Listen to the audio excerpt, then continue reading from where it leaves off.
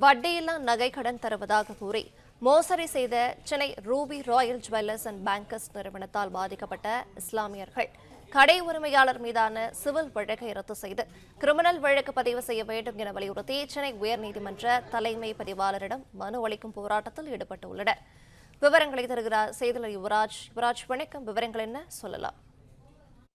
வணக்கம். சென்னை மேற்கு மாம்பலத்தில் இயங்கி வந்த Ruby Royal jewellers and bankers என்ற நிறுவனமானது வட்டியில்லா கடன், அதாவது இஸ்லாமியர்களுக்கு வட்டியில்லா கடன், நகை கடனை வழங்கியிருந்தது.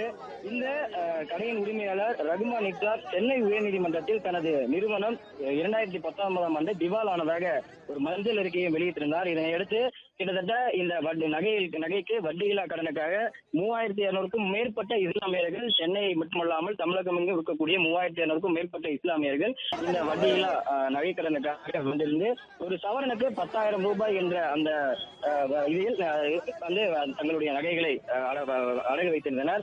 அந்த வகையில் கிட்டத்தட்ட 275க்கும் மேற்பட்ட கிலோவுக்கும் மேற்பட்ட நகைகளானது இந்த ரூபி ஜுவல்லர்ஸில் வந்து அடமானம் வைக்கப்பட்டதாக அந்த இஸ்லாமிய தரப்பில் தெரிவிக்கப்படுகிறது. கடந்த 2019ஆம் ஆண்டு இந்த பேங்கர்ஸ் நிறுவனமானது தங்களுடைய கம்பெனியானது திவாலானதாக அறிவிக்கப்பட்டதாக இஸ்லாமியர்கள் தரப்பிலிருந்து தெரிவிக்கப்படுகிறது. இதுவரை கிட்டத்தட்ட 35 கிலோவுக்கும் மேற்பட்ட நகைகள் மட்டுமே அவர்களிடமிருந்து பறிமுதல் செய்யப்பட்டுள்ளதாகவும், அந்த நகைகளும் நீதிமன்றத்தில் வைக்கப்பட்டிருப்பதாகவும், 300க்கும் மேற்பட்ட நபர்களுக்கு மட்டுமே இந்த நகை பிரித்து வாங்கப்படும் என்று ஐபி வந்து வழங்கப்பட்டுள்ளதாக அந்த கடை உரிமையாளர் பெற்றுள்ளதாக பாதிக்கப்பட்ட மக்களிடமிருந்து தெரிவிக்கப்பட்டிருக்கின்றது. அதே போன்று குற்றவாளிக்கு கொடுக்கப்பட்ட அந்த போலியான ஐபியை ரத்து செய்ய வேண்டும் எனவும், சிவில் வழக்கை ரத்து செய்து கிரிமினல் வழக்கு பதிவு செய்ய வேண்டும் எனவும் கோர்ட் உத்தரவு போட்ட 2 வருடம் ஆகியும் நகைகளை மீட்டெடுக்காமல் இருக்கும் EOW கோர்ட் அவமதிப்பு வழக்கு தொடர வேண்டும் எனவும், தங்களுடைய நகைகளை விரைவாக மீட்டு தர வேண்டும் என்று ஏராளமான கோரிக்கைகளை முன்வைத்து 300க்கும் மேற்பட்ட இஸ்லாமியர்கள் சென்னை உயர்நீதிமன்றத்தில் இருக்கக்கூடிய இந்த தலைமை பதிவாளரிடம் மனு கொடுக்கும் போராட்டத்தில் தற்போது ஈடுபட்டு வருகின்றனர்.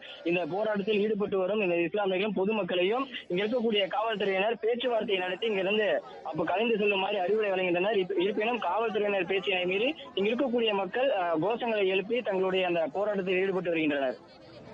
பிளே ஸ்டோர் மற்றும் ஆப் ஸ்டோரில் இருந்து பாலிமர் செயலியை QR கோடு மூலம் பதிவிறக்கம் செய்யுங்கள். செய்திகளை உடனுக்குடன் பெறுங்கள்.